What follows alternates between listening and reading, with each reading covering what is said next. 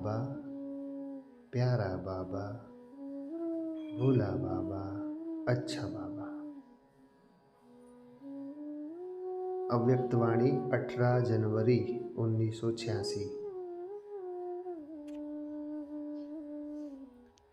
इस वाणी को अंत तक सुनिएगा। इस वाणी में विशेष गुह्य राज है कि फर्स्ट सतयुग के जो फर्स्ट नारायण हैं उनका फर्स्ट प्रिंस कौन बनेगा। माना सतयुग के जो फर्स्ट नारायण ब्रह्मा बाबा है उनका बेटा यानी उनका राजकुमार कौन बनेगा, यानी दूसरी गद्दी जो है नारायण की वो किसकी होगी। इसमें ये रहस्य छुपा हुआ है, तो इसको आप जरूर सुनिएगा और पूरा सुनिएगा पूरा। बाबा ने कहा कि एडवांस पार्टी का कार्य तीव्र गति से चल रहा है। ऐसी लेन देन वतन में हो रही थी। विशेष जगदम्बा सभी बच्चों के प्रति 2 मधुर बोल बोल रही थी। 2 बोल में सभी को स्मृति दिलाई। सफलता का आधार सदा सहन शक्ति और समाने की शक्ति है। कौन से 2 बोल? सफलता का आधार सदा सहन शक्ति और समाने की शक्ति है। इन विशेषताओं से सफलता सदा सहज और श्रेष्ठ अनुभव होगी। ये जो विशेषता है सहन शक्ति और समाने की शक्ति, इससे सफलता सहज और श्रेष्ठ अनुभव होगी। औरों का भी सुनाए क्या? जगदम्बा का सुनाया, अभी औरों का सुनाए क्या? आज चिटचैट का दिन विशेष मिलने का रहा, तो हर एक अपने अनुभव का वर्णन कर रहे थे। अच्छा, और किसका सुनेंगे?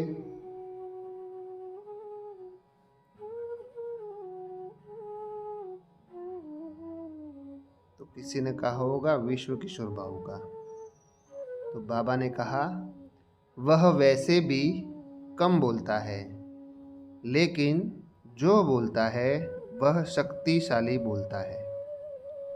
उसका भी एक ही बोल में सारा अनुभव रहा कि किसी भी कार्य में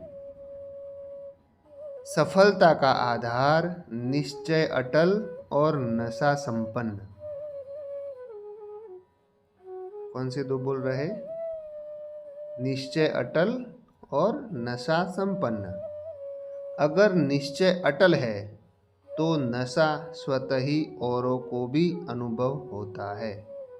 जिसका निश्चय अटल होता है उससे नशा स्वतः ही अनुभव होता है, उनके बोल वाणी कर्म से। फिर बाबा ने कहा इसलिए निश्चय और नशा सफलता का आधार रहा। विश्व किशोर बाबू का सफलता का आधार क्या रहा?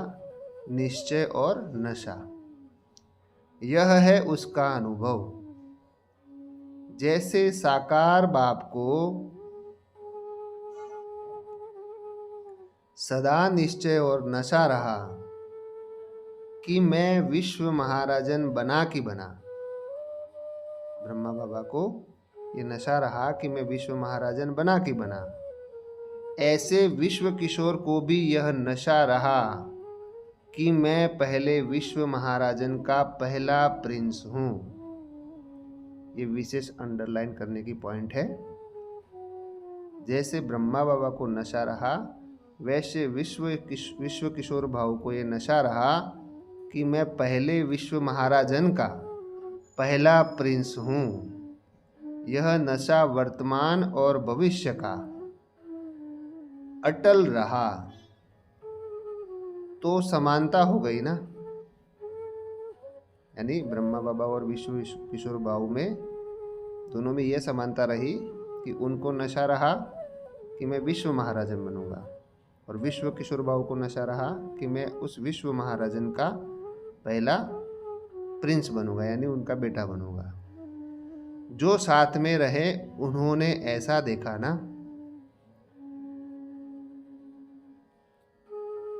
अच्छा। तो फिर बाबा ने कहा, फिर दीदी ने क्या कहा, यानी बड़ी दीदी मनमोहिनी दीदी ने क्या कहा वतन में। दीदी रूह रिहान बहुत अच्छी कर रही थी। वह कहती है कि आपने सभी को बिना सूचना दिए क्यों बुला लिया, छुट्टी लेकर तैयार हो जाती। यानी जो बड़ी दीदी मनमोहिनी दीदी है वो अचानक शरीर छोड़ा, मतलब कि अचानक क्यों बुला लिया बाबा को पूछ रही है। तो बाबा कह रहे हैं, आप छुट्टी देते थे, बाप दादा बच्चों से रूह रिहान कर रहे थे। देह सहित देह के संबंध, देह के संस्कार, सबके संबंध लौकिक नहीं तो अलौकिक तो है। अलौकिक संबंध से, देह से, संस्कार से नष्टो मोहा बनने की विधि यही ड्रामा में नूदी हुई है। इसलिए अंत में सबसे नष्टो मोहा बन अपनी ड्यूटी पर पहुंच गई। यानी बाबा ने विस्मृत करके शरीर छुड़वा दिया, यानी वतन में बुला लिया, तो विस्मृत होकर के पहुंच गई। फिर बाबा ने कहा, चाहे विश्व किशोर का पहले थोड़ा सा मालूम था, लेकिन जिस समय जाने का समय रहा उस समय वह भी भूल गया था। क्या बोले बाबा, विश्व किशोर बाबू को थोड़ा सा मालूम था, क्योंकि शरीर छोड़ने से 4 दिन पहले ही बाबा को बोल दिया था कि बाबा अभी मैं वतन से सेवा करूंगा। तो बाबा ने कहा कि पहले उनको मालूम था, पर शरीर छोड़ने के समय उनको भी बाबा ने स्मृति माना नष्टो मोहा बना दिया था। यह भी ड्रामा में नष्टो मोहा बनने की विधि नूंदी हुई है। यह भी ड्रामा में नष्टो मोहा बनने की विधि नूंदी हुई थी, जो रिपीट हो गई। यानी बाबा अंत समय में सब स्मृति भुला देता है ताकि नष्टोमोह बनकर शरीर छूट जाए। तो ये नष्टोमोह बनने की बाबा ने बोला ये ड्रामा में नून था ये विधि, क्योंकि कुछ अपनी मेहनत और कुछ बाप ड्रामा अनुसार कर्म बंधन मुक्त बनाने में सहयोग भी देता है। माना ये बाबा का सहयोग था अंत समय में विस्मृत कर देना। जो बहुत काल के सहयोगी बच्चे रहे हैं, एक बाप दूसरा न कोई, इस मेन सब्जेक्ट में पास रहे हैं, ऐसे एक बाप अनुभव करने वालों को बाप विशेष ऐसे समय सहयोग जरूर देता है। कई सोचते हैं कि क्या यह सब कर्मातीत हो गए? यही कर्मातीत स्थिति है, लेकिन ऐसे आदि से सहयोगी बच्चों को एक्स्ट्रा सहयोग मिलता है। इसलिए कुछ अपनी मेहनत कम भी दिखाई देती हो, लेकिन बाप की मदद उस समय अंत में एक्स्ट्रा मार्क्स दे पास विद ऑनर बना ही देती है। वह गुप्त होता है, इसलिए क्वेश्चन उठते हैं कि क्या ऐसा हुआ, लेकिन यह सहयोग का रिटर्न है। जैसे कहावत है ना, आई वेले में काम आता है। तो जो दिल से सहयोगी रहे हैं उन्हों को ऐसे समय पर एक्स्ट्रा मार्क्स रिटर्न के रूप में प्राप्त होती है। समझा इस रहस्य को? आइए इस बाबा के महावाक्यों को, इस वाणी को विस्तार से समझते हैं। बाबा ने कहा कि एडवांस पार्टी क्या कर रही है।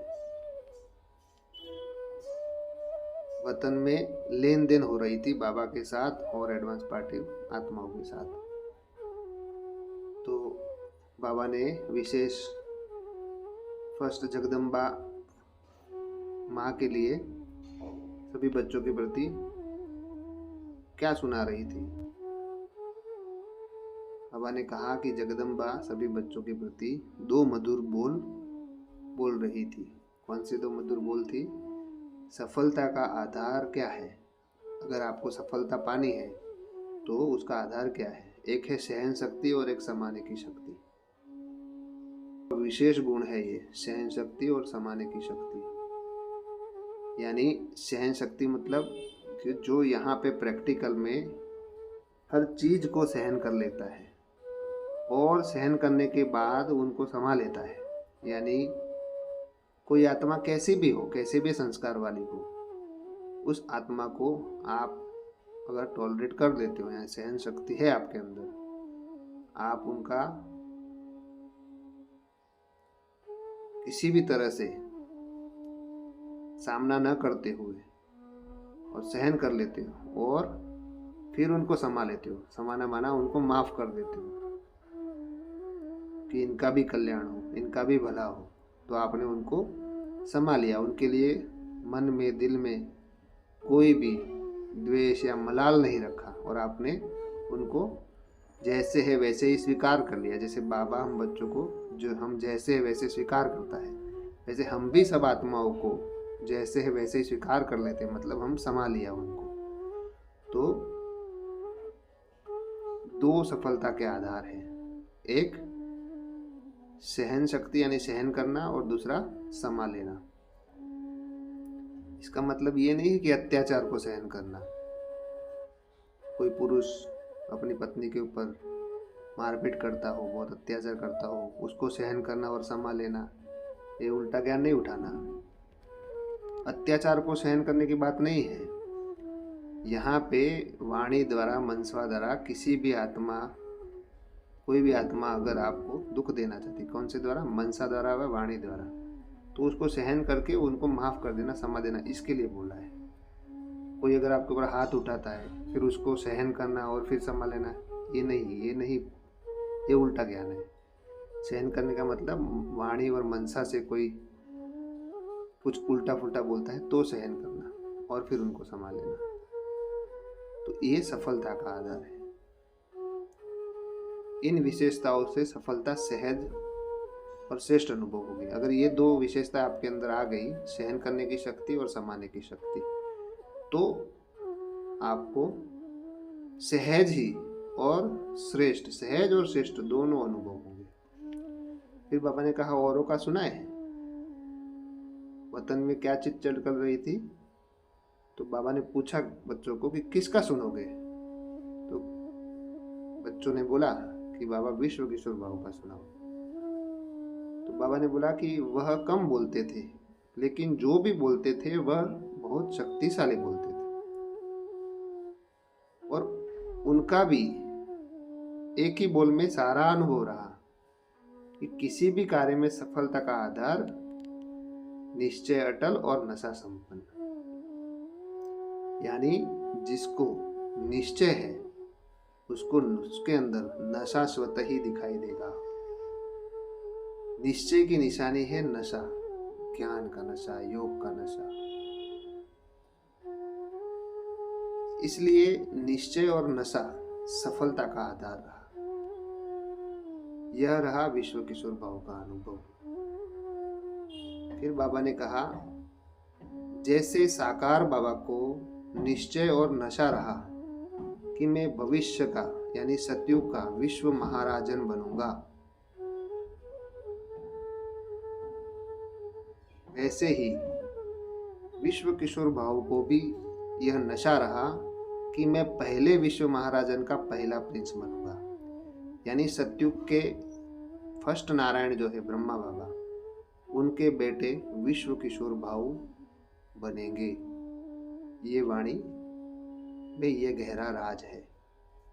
यानी जो सेकंड गद्दी होगी वो सतयुग की सेकंड गद्दी, स्वर्ग की नहीं। स्वर्ग की तो 21 गद्दियां हैं, उसमें से संगम युग की फर्स्ट गद्दी है, फर्स्ट गद्दी।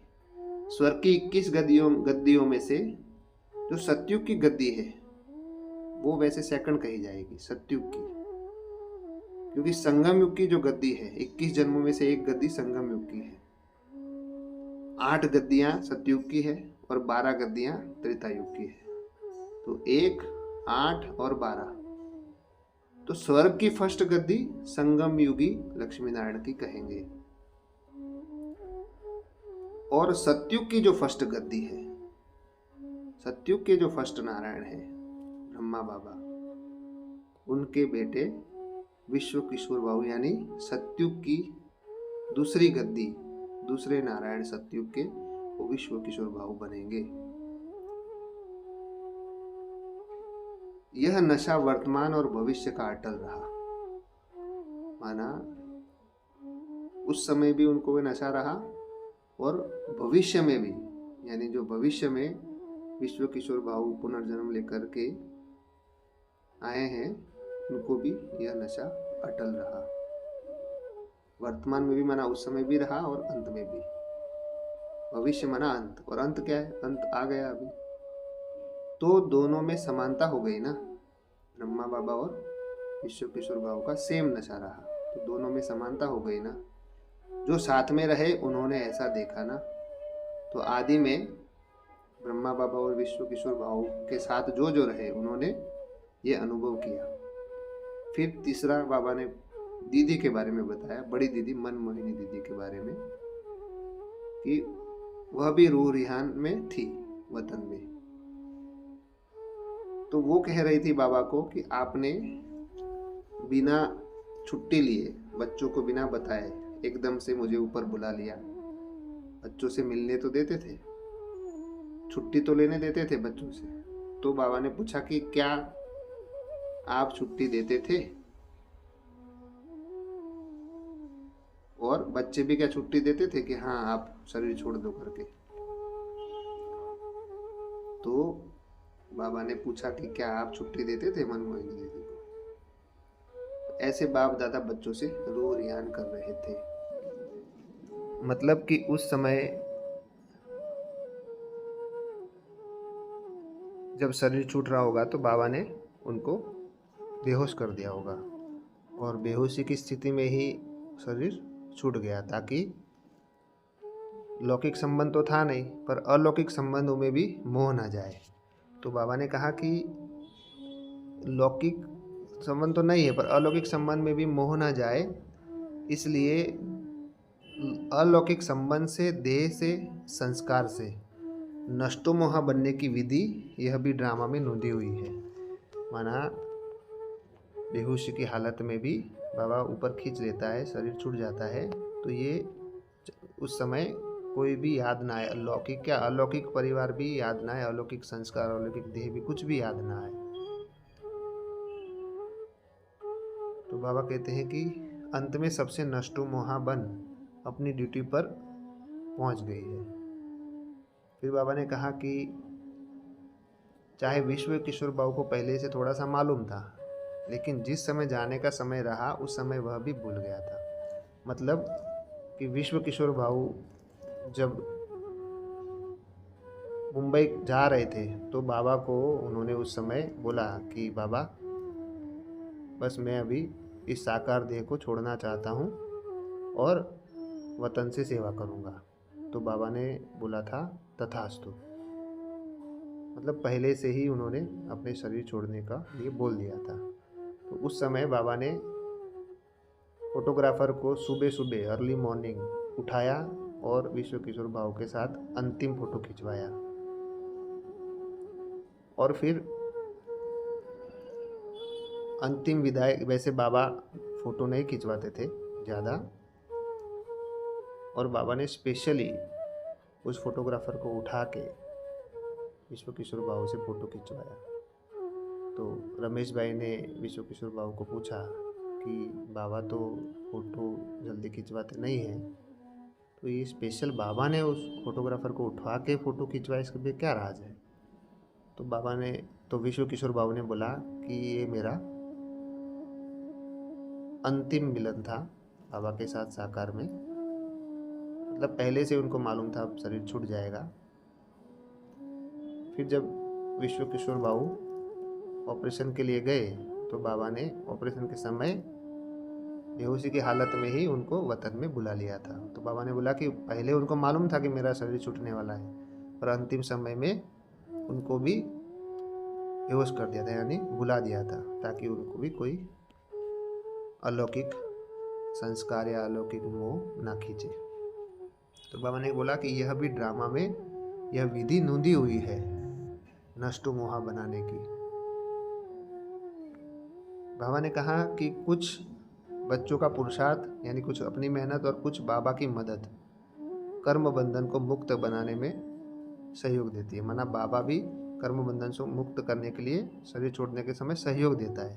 क्यों सहयोग देता है? सबको सहयोग नहीं देता है। जो दिल से बाबा की सेवा में लगे हुए हैं उनको बाबा एक्स्ट्रा मदद देता है। बाबा कहते हैं कि जिसके अंदर एक बाप दूसरा न कोई हो, इस मेन सब्जेक्ट में पास रहे हो, ऐसे एक बाप का अनुभव करने वालों को बाप विशेष ऐसे समय पे यानी शरीर छोड़ते समय पे मदद करता है। तो कई बच्चे सोचते कि क्या यही कर्मातीत अवस्था है क्या? तो बाबा कहते हैं कि आदि से जो भी सहयोगी बच्चे रहे हैं उनको बाबा एक्स्ट्रा सहयोग देता है।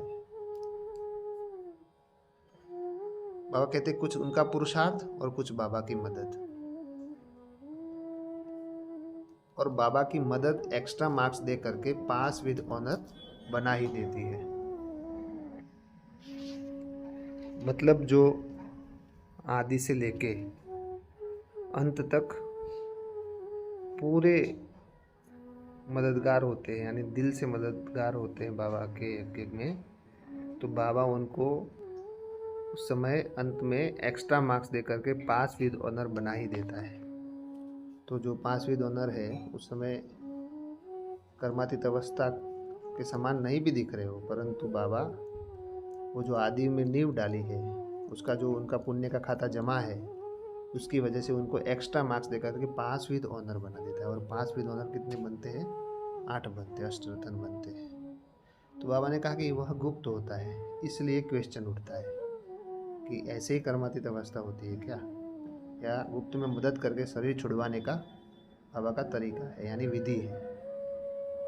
लेकिन यह सहयोग का रिटर्न है। बाबा बोलते हैं कि ये कोई बाबा अलग से एक्स्ट्रा मदद नहीं कर रहा है कुछ आत्माओं को, नहीं, ये उनका सहयोग का रिटर्न है। उन्होंने जो आदि में सहयोग किया है उसका उनको रिटर्न है। तो जैसे कहते हैं ना, कहावत है आई वेले में काम आता है, तो उनका पिछले जन्म का पुण्य, आदि में नींव डालने का, संपूर्ण समर्पणता का, एक बाप दूसरा न कोई का, ये जमा है।